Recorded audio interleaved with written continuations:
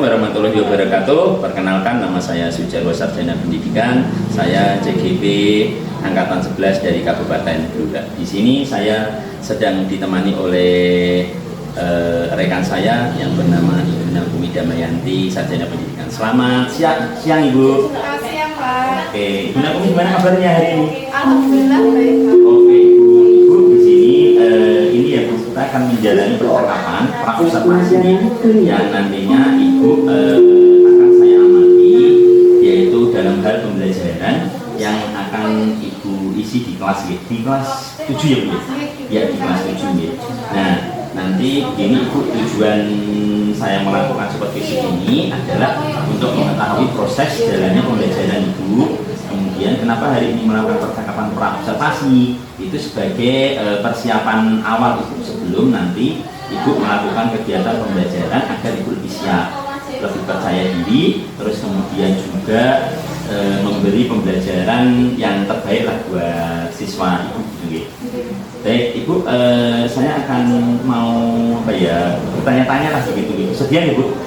Oke, terima kasih Bu Nagumi. Baik, pertanyaan pertama Ibu, yaitu masalah tujuan pembelajaran. Tujuan pembelajaran yang ingin Ibu capai apa ya Ibu? Boleh dijelaskan? Untuk tujuan pembelajaran yang akan saya capai dalam pertemuan kali ini, yaitu karena tabnya itu mengenai suhu dan kalor. Tujuannya pertama itu peserta didik bisa menjelaskan macam-macam perpindahan kalor. Kemudian yang kedua itu bisa menganalisis faktor apa sih yang menyebabkan terjadinya perpindahan kalor. Kemudian yang ketiga itu anak-anak atau peserta didik itu bisa menyebutkan contoh-contoh perpindahan kalor dalam kehidupan sehari-hari dan aplikasinya di kehidupan sehari-hari. Oke Ibu, siap tujuan pembelajarannya. Makasih Ibu. Kemudian pertanyaannya berikutnya Ibu, bagaimana ya Bu untuk area pengembangan yang ingin Ibu capai atau ingin Ibu raih itu apa aja Bu? Untuk area pengembangan, ruang lingkupnya apa aja Bu? Untuk area pengembangan yang ingin saya capai itu yang pertama adalah tentang keaktifan peserta didik. Kemudian yang kedua itu tentang kreativitas peserta didik dalam menyampaikan hasil diskusinya. Itu kan nanti bisa disampaikan secara lisan maupun tulisan. Oke, siap. Berarti area pengembangannya keaktifan, kreativitas itu ya. Oke, yang ketiga itu bagaimana ya Bu untuk masalah strategi, model atau metode, boleh dijelaskan Bu? Oke. Kalau untuk model pembelajarannya itu adalah pakai NHT, di mana saya nanti akan memberikan nomor kepala ke setiap peserta didik. Nah, nanti peserta didik itu akan maju ke depan sesuai dengan nomornya.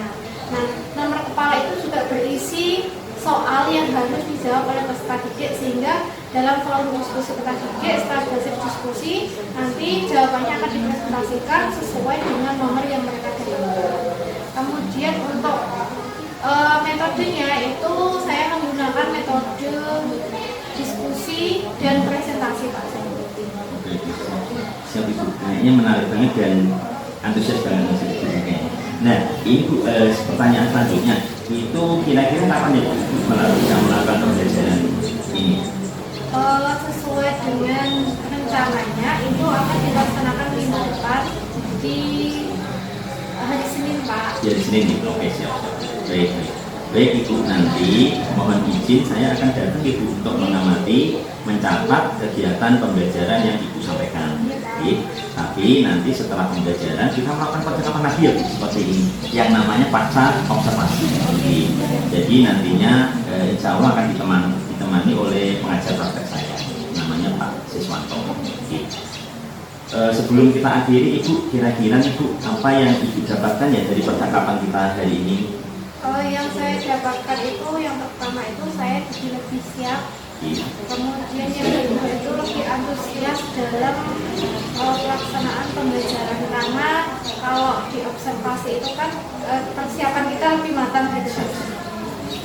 Oke, berarti lebih antusias dan kemudian supaya lebih siap lagi ya Bu untuk dalam hal pembelajaran. Baik Ibu, mungkin percakapan kita sampai di sini dulu ya Bu. Nanti ketemu minggu depan yaitu observasi dan pasca observasi. Baik, terima kasih Bu Nagumi, mudah-mudahan bisa lebih sehat setelahnya dan di selalu berbahagia. Terima kasih Bunda Komi. Sekali lagi, Assalamualaikum warahmatullahi wabarakatuh. Waalaikumsalam warahmatullahi wabarakatuh. Kok suaranya lemes banget? Assalamualaikum warahmatullahi wabarakatuh. Waalaikumsalam warahmatullahi wabarakatuh. Hari ini bagaimana kabarnya anak-anak? Oke, kalau misalnya Bunda Muni bilang selamat siang, nanti kalian semua siang. Oke, gitu ya. Dimulai ini berbeda sampai ngantuk, gitu ya. Sekali lagi, selamat siang anak-anak semua. Siap, oke. Saya semua dengar nggak? Selamat siang anak-anak semua. Siap, oke. Oke. Nah, untuk pada pembelajaran di siang hari ini nanti, yang kita bahas adalah tentang suhu dan kalor. Tapi sebelum kita masuk ke sesi pembelajaran, Bunda Mumi minta tolong dulu dicek kakinya teman-temannya masing-masing. Yang nggak pakai sepatu, silakan pakai sepatu. Coba dicek kakinya nggak pakai sepatu. Nah, silakan dipakai.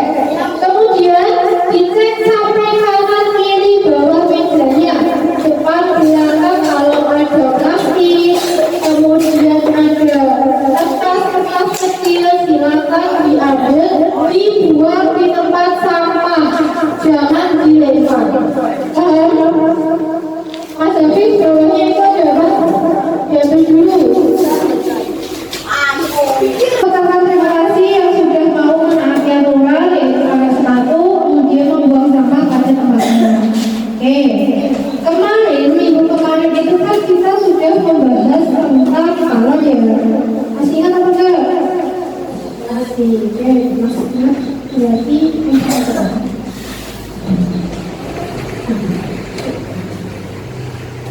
ini sebelum kita ke materinya atau melihat tujuan pembelajarannya, alangkah baiknya kalau kita membuat kesepakatan kelas terlebih dahulu.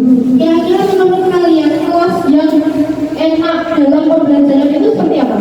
Ada yang tahu? Dari sana sini? Mbak Ida apa? Mas Juli apa? Oke, yang pertama itu membuang sampah. Berarti ketika pembelajaran IPA dipastikan bahwa kelasnya bersih tanpa sampah ya. Lagi kesepakatan kelas yang lain, misalnya supaya kelasnya aktif nanti kalau Bunda Mumi tanya ataupun ketika presentasi, kira-kira apa? Memakai sepatu, berarti harus rapi ketika pembelajaran. Pakaian rapi.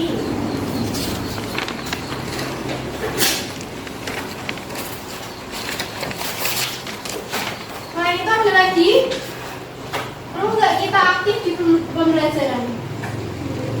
Hah? Oke, berarti nanti harus aktif dalam proses pembelajaran.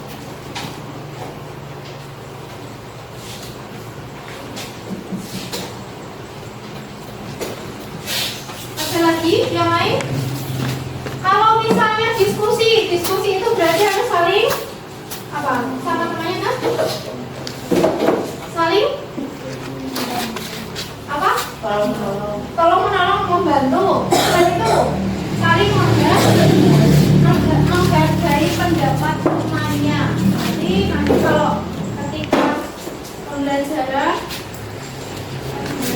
teman harus ada kesepakatan saling menghargai. Misalnya kelompok A presentasi apa harus dipelajari. Ada lagi yang lain? Boleh nggak makan dan minum? Boleh nggak? Tidak, makan juga boleh, tapi kadang lebih makan dan minum.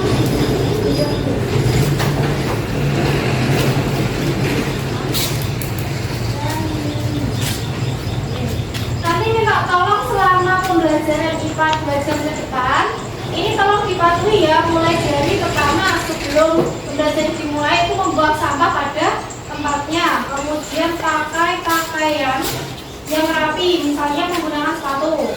Terus aktif dalam proses pembelajaran. Nanti misalnya Mas Papa ditanya berarti harus menjawab. Kemudian menghargai pendapat teman dan tidak boleh makan dan minum. Bisa disepakati? Bisa apa enggak? Bisa. Oke, kalau bisa kita lanjutkan ke slide berikutnya.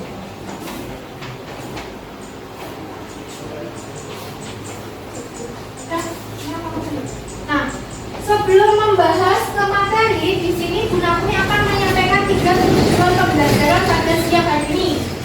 Yang ngantuk tolong kepalanya diangkat ke atas, gitu ya. Yang pertama, tujuan pertama itu kenapa sih harus ada pembelajaran tentang suhu dan kalor? Yang pertama adalah kamu mampu menjelaskan macam-macam perpindahan kalor di kehidupan sehari-hari. Ya, nanti Bu Nakmi akan menayangkan beberapa video tersebut nanti coba dilihat dulu kira-kira perpindahan kalor itu yang seperti apa. Terus yang kedua itu peserta didik mampu menganalisis faktor penyebab perpindahan kalor. Nah, kalau kemarin itu kan energi panas bisa berpindah itu disebabkan karena apa? Nanti kita bahas bersama-sama. Yang ketiga, peserta didik mampu menyebutkan contoh perpindahan kalor dalam kehidupan sehari-hari.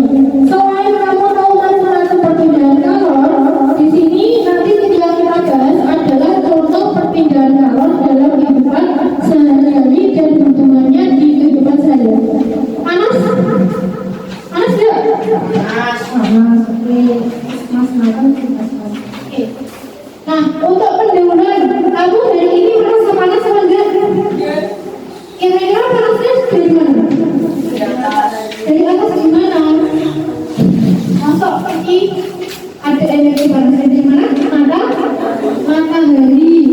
Ketika matahari mengeluarkan sinarnya atau energinya itu berupa energi panas atau kalor. Jadi kalor itu energi panas yang bisa berpindah dari satu benda ke benda lain. Contohnya itu matahari yang mengeluarkan energi panasnya sehingga sampai ke bumi. Dan kalau di bumi misalnya satu ruangan itu tidak ada pendinginnya, maka kita panasan. Ini contoh perpindahan kalor. Jadi memang panas. Nah, berarti kalornya berpindah dari matahari ke badan atau tubuh kalian, itu ya. Nah, kemudian kalor itu bisa berpindah dari suhu yang tinggi ke yang rendah ataupun yang rendah ke yang tinggi. Kemudian, prosesnya itu disebut sebagai perpindahan kalor. Berarti perpindahan kalor itu apa? Mas Juli dibaca.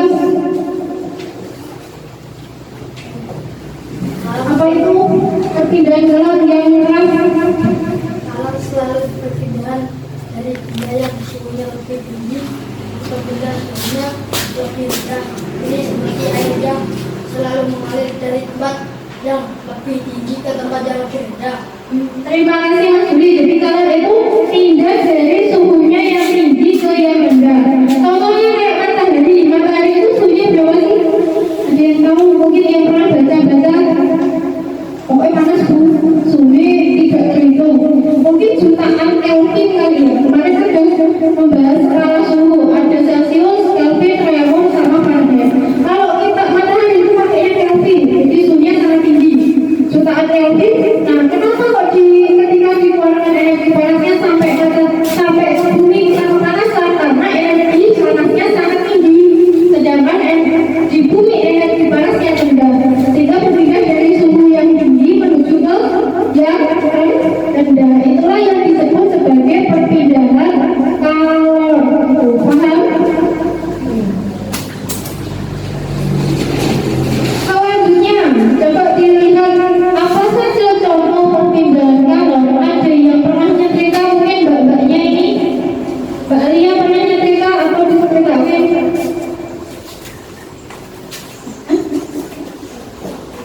Pernah nyetrika. Kira-kira setrika itu panasnya dari mana, Mbak Alita? Panasnya dari mana? Kamu pernah nyetrika enggak? Enggak pernah. Ada yang pernah nyetrika apa enggak? Mbak Ziti, pernah nyetrika? Tidak. Pernah. Dari mana panasnya setrika?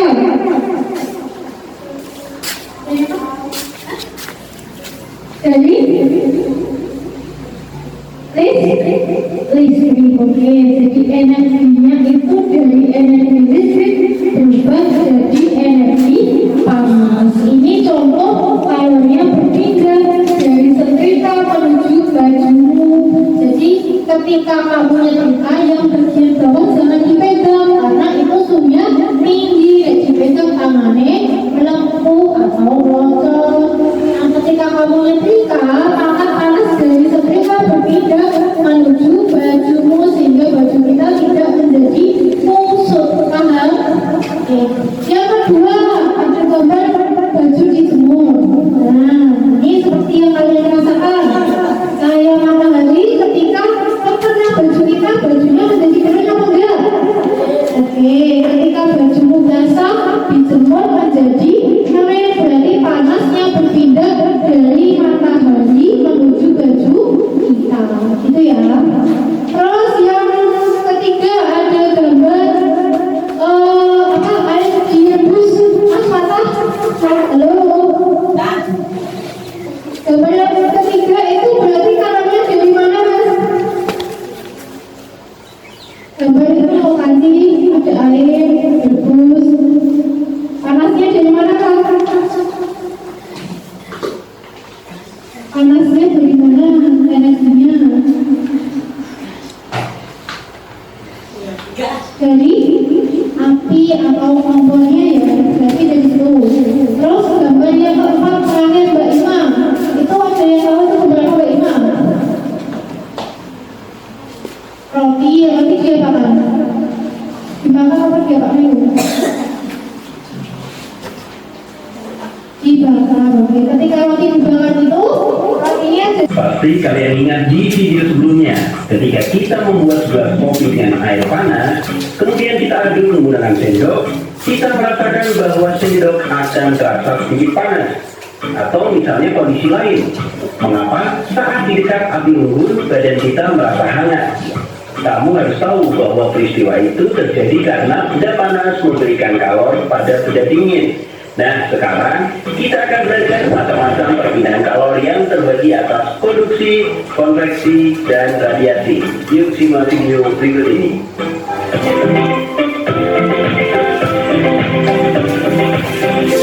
Jangan lupa subscribe dan klik agar rekan-rekan mendapatkan update video pembelajaran, tutorial, dan sekilas tentang perkembangan dunia pendidikan. Suhu rendah. Benda-benda di sekitar kita ada yang bisa menghantarkan panas dan tidak bisa menghantarkan panas. Benda yang bisa menghantarkan panas disebut juga dengan konduktor. Contoh benda konduktor itu ada tembaga, besi, air, timah, dan aluminium. Sementara itu, benda-benda yang tidak bisa menghantarkan panas disebut juga dengan isolator. Contoh benda isolator adalah plastik, kain, kayu, karet, kertas, ban, dan lainnya. Nah, sekarang kamu tidak perlu heran lagi saat melihat ibu mengangkat panci dengan kain di tangannya, karena itu termasuk benda isolator. Nah, di sini kita akan belajar tentang perpindahan kalor secara konduksi, konveksi, dan radiasi. Yang pertama adalah konduksi. Apa itu konduksi? Konduksi adalah perpindahan panas melalui zat padat yang tidak ikut mengalami perpindahan partikel. Artinya perpindahan kalor pada suatu zat tersebut tidak disertai dengan perpindahan partikel-partikelnya. Jadi kita tidak bisa melihat partikel itu bergerak-gerak berpindah. Contohnya, benda yang terbuat dari logam akan terasa hangat atau panas jika ujung benda tersebut salah satu ujungnya itu dipanaskan. Misalnya kita memegang kembang api deh yang sedang dibakar. Yang dibakar ujungnya, nanti yang pangkal yang kita pegang itu sedikit panas.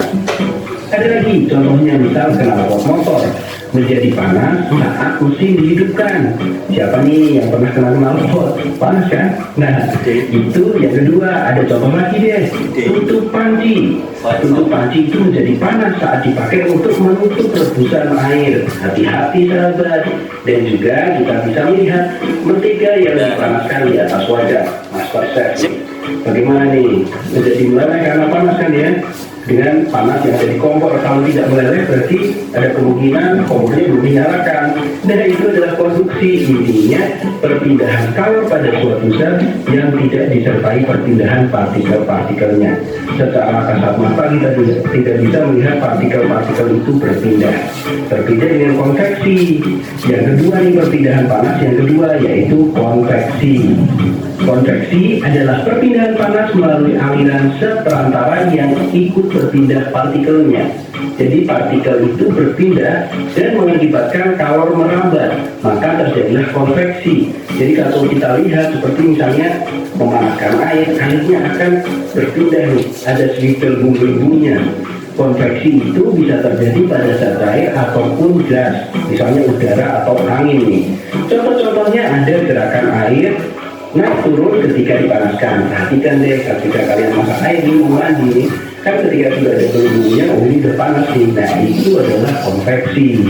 Contohnya lagi misalnya ada gerakan naik turun waktu memasak nih, misalnya kacang hijau atau kedelai atau yang lain ketika dipanaskan waktu memasak, pasti itu akan bergerak-gerak di situ. Dan juga di situ adalah angin darat dan juga angin laut. Nah, ini yang dimanfaatkan oleh nelayan untuk proses pengambilan ikan yang memanfaatkan angin darat dan angin laut. Ada juga gerakan balon udara, asap cerobong pabrik yang membangun tinggi di sini. Sudah melihat videonya ya, di video tadi itu ada berapa macam proses perpindahan kalor?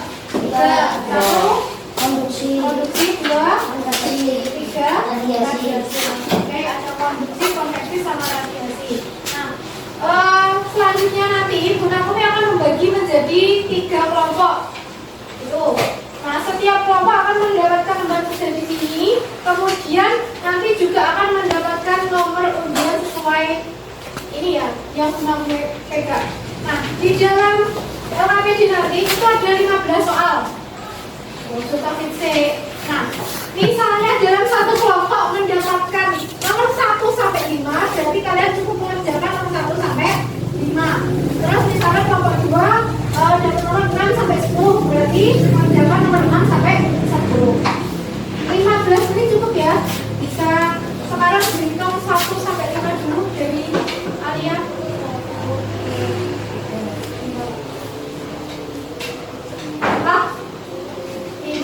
Terus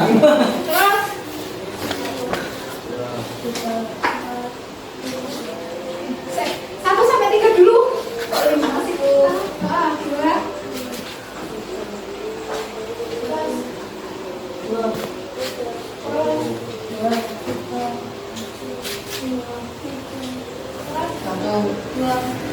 Oke. Kelompok 1 sini, 2 sini, 3 sana yuk. Gua nggak tahu.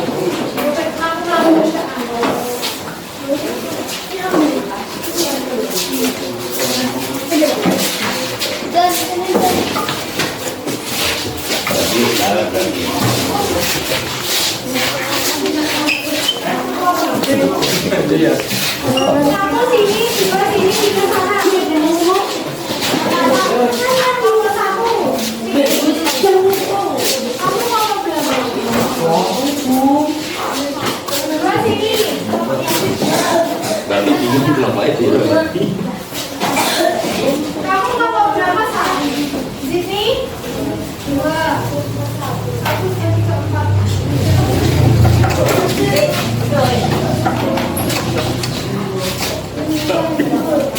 Tadi sabu ngapain?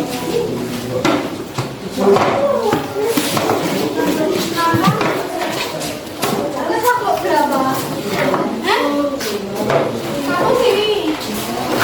2 sini.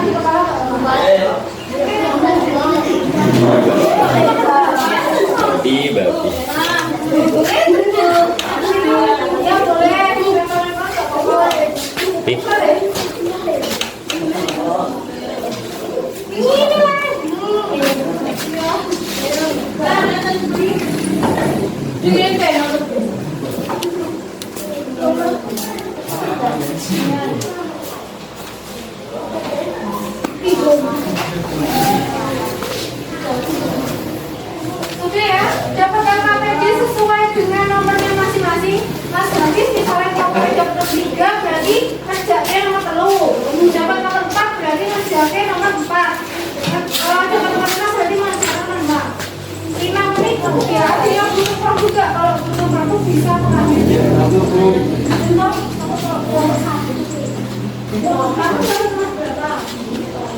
Berarti yang dikerjakan sesuai nomornya. Jangan soalnya sesuai nomor.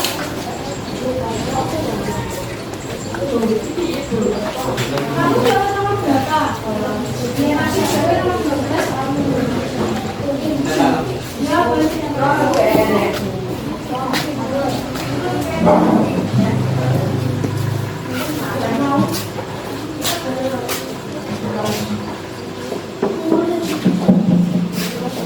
LKPD-nya pengerjaannya itu setiap kelompok mengerjakan nomor soal sesuai dengan nomor undian yang didapat. Dari nomor kepala nomor 10 berarti mengerjakan soal nomor 10. Kalau nomor kepalanya nomor 3 berarti mengerjakan soal nomor 3. Nah, nanti setelah didiskusikan jawabannya, silakan maju atau presentasi sesuai dengan nomor undiannya. Nanti Bunda Umi akan mengundi pakai tinggal. Misalnya yang keluar nomor 5 berarti orang yang mengerjakan soal nomor 5 harus mempresentasikan hasilnya, yaitu membacakan soal dan jawabannya. Bisa? Bisa? Oke, silakan dilanjutkan.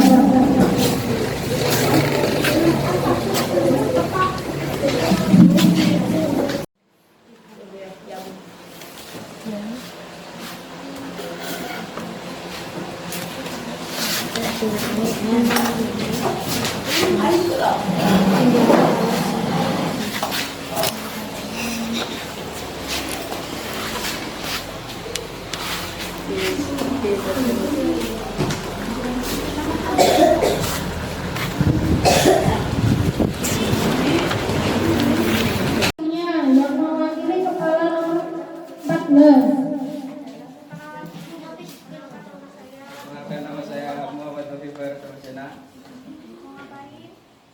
Presentasi Mewakili kelompok. kelompok 1. Akan dibacakan soalnya. Jelaskan bagaimana prinsip perpindahan kalor diterapkan dalam teknologi pendingin ruangan terbuka AC. Prinsip kerja mesin pendingin adalah mengambil atau menyerap kalor panas dari sistem dan dibuang ke lingkungan. Kemudian panas ini Ditutup dulu. terima kasih. Wassalamualaikum warahmatullahi wabarakatuh. Sekian untuk pembelajaran hari ini. Berarti kita lanjutkan pada pertemuan berikutnya. Jangan lupa barang-barang ini diberesin, kemudian jangan meninggalkan sampah sedikit pun di sini. Sekian dan terima kasih. Wassalamualaikum warahmatullahi wabarakatuh. Ketemu lagi dengan saya Sujarwo, Sarjana Pendidikan CGP Angkatan 11 dari SMP PGRI 1 Japah, Kabupaten Blora. Di sini saya ditemani oleh Ibu Guru, Bu Nakumi. Selamat pagi Bu Nakumi, dan ditemani juga Bapak Siswanto selaku pengajar praktek CGP Angkatan 11. Selamat pagi Pak Sis. Baik, Bu Nakumi, hari ini saya ingin melanjutkan percakapan yang kemarin. Kemarin kan kita sudah pra-observasi, terus kemudian hari ini tadi observasi, dan sekarang pasca observasi. Nah, di sini dalam percakapan pasca observasi hari ini saya akan memberi pertanyaan-pertanyaan kepada Ibu, yaitu terkait pembelajaran yang sudah Ibu lakukan. Dengan tujuan apa? Dengan tujuannya adalah untuk mengevaluasi sejauh mana pembelajaran yang Ibu lakukan. Oke, bisa dimulai Bu Nakumi? Oke, siap. Pertanyaannya begini Bu, yang pertama, bagaimana perasaan Ibu Nakumi terkait observasi kelas pembelajaran yang sudah Ibu lakukan barusan tadi? Untuk perasaan saya setelah melakukan observasi pembelajaran itu yang pertama pasti tegang, Pak. Karena pasti suasananya beda antara diawasi atau tidak. Terus yang kedua itu lebih berhati-hati dalam penyampaian. Kemudian yang ketiga itu senang karena saya bisa tahu apa kekurangan dalam pembelajaran yang sudah saya lakukan. Berarti ada tiga, ada tegang, ada senang, ada berhati-hati kan? Iya. Oke. Ibu, pertanyaannya berikutnya, bisa diceritakan Bu area pengembangan yang Ibu lakukan tadi di saat pembelajaran sama pendapatnya? Untuk area pengembangan yang saya lakukan itu sendiri, yang pertama adalah menggunakan metode pembelajaran yang bisa membuat siswa itu lebih aktif. Kemudian yang kedua itu selain membuat aktif, membuat siswa lebih tertarik akan pembelajaran yang saya lakukan. Berikutnya Bu, kalau untuk menurut Ibu nih, area pengembangan tadi itu apakah sudah tersampaikan dengan baik atau masih ada yang kurang atau yang masih ada yang perlu dibenahi gitu? Menurut saya ada yang sudah tersampaikan sesuai dengan poinnya, tetapi ada juga yang tidak tersampaikan sesuai dengan rencana.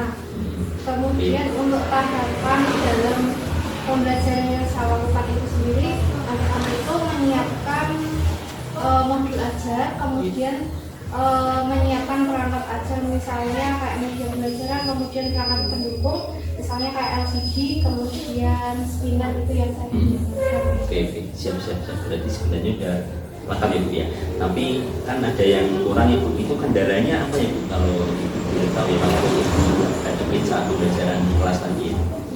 Untuk kekurangan atau kendala yang saya hadapi itu sendiri, yang pertama adalah mengkondisikan anak. Yang pertama itu, dan yang kedua itu adalah manajemen waktu, di mana kadang itu anak ada yang mengerjakan dapat, ada yang lambat. Jadi itu yang menjadi kendala di kelas saya. Oke, berarti kendalanya ada di manajemen waktu, kemudian ada di manajemen anak gitu ya. Ada dua itu. Nah, menurut Bunda Bumi ini rencana tidak lanjut apa Bu terhadap kendala-kendala untuk kedepannya gitu? Rencana tindak lanjut itu pertama saya akan membuat kardus catatan kecil.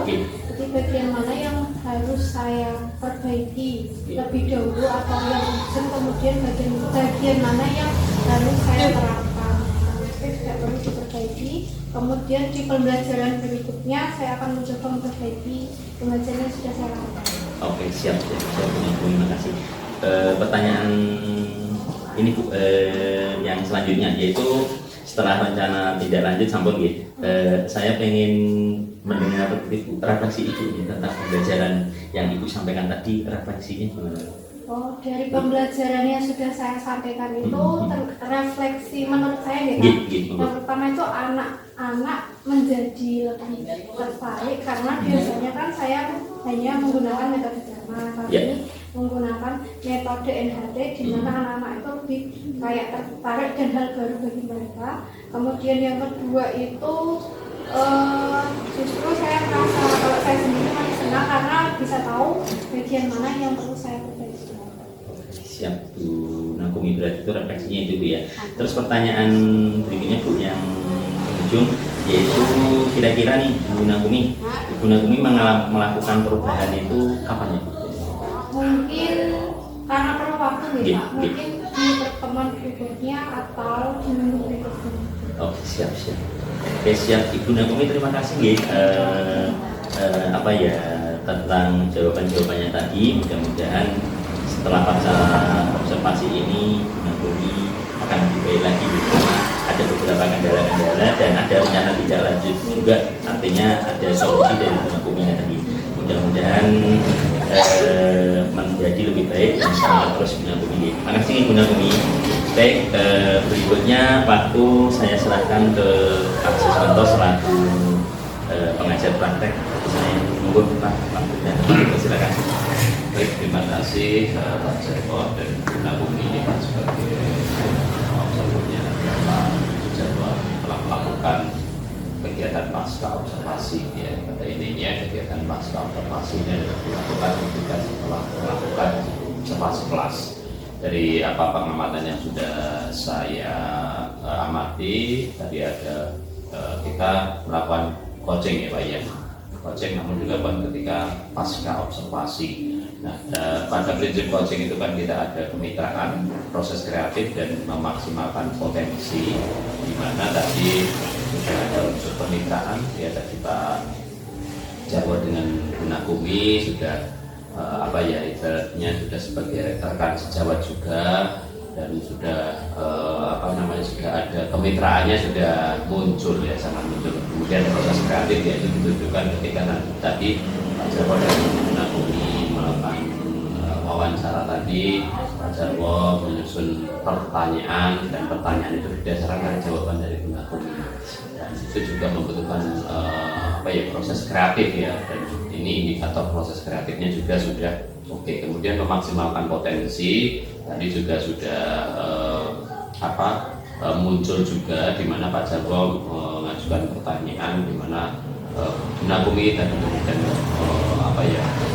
menyampaikan apa yang harus dilakukan, kemudian menggunakan metode apa tadi dijawab ada NHT juga muncul, dan ada beberapa strategi dan metode media pembelajaran yang dimunculkan dari Gunakumi. Nah, kemudian juga tindak lanjut tadi juga sudah menanyakan, tadi tindak lanjutnya juga sudah disampaikan, dan penutup tadi menyampaikan kesimpulan kepada sejawat seperti itu. Saya kira untuk proses coaching yang dilakukan pasca observasi ini sudah memenuhi kriteria yang sudah dilakukan. Menurut saya Pak Jarwo, dan semoga harapan kami guru penggerak ini ilmunya bisa diimplementasikan, bisa dipulangkan Siap Pak Sis, terima kasih Pak Sis, terima kasih Gunakumi. Saya akhiri dari topik Hidayah. Wassalamualaikum warahmatullahi wabarakatuh. Waalaikumsalam.